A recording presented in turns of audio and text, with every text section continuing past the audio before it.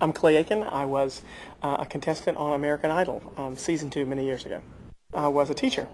I taught special ed to children with autism, 3rd through 5th grade, and that experience I think is something that I'll bring in a little bit too. You know, being a teacher in general, you have to be able to command an audience in some way. You have to be able to organize, conduct, to lead, and being a special ed teacher, especially a teacher of children with autism, you have to be a problem solver because you have to be able to figure out each different child and each different personality and each different need, and so problem solving comes into play. So I think I kind of bring with me a stable of different talents that I think some other folks might not have. The charity that I'm playing for, the National Inclusion Project, is my own foundation that I started 7 years ago. The National Inclusion Project trains summer camps, after-school programs, writes curriculum to make sure that kids with disabilities can participate in those activities. I think that we're in a good position with the men's team to have people who work together, and I think that's great.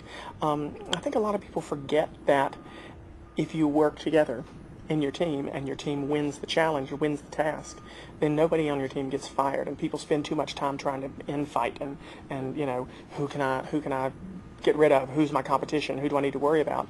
I don't plan on worrying about anybody. I plan on making sure that my team wins every single time. Say what you want to about Mr. Trump.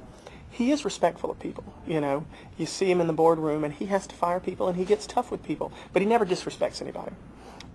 He's never rude to anyone, and I think that's a quality that people forget about in this competition in business and life in general. I think people think I'm naive, more naive than I am. I may have a little bit of have led a little bit of a sheltered life, but I'm not completely naive, and I am relatively intelligent, and I think that surprises people sometimes too, because they saw me on Idol just taking my lumps, being insulted, nodding, saying thank you, and walking off. Having not been in the boardroom at all, it's hard to say what my approach will be. I will say this.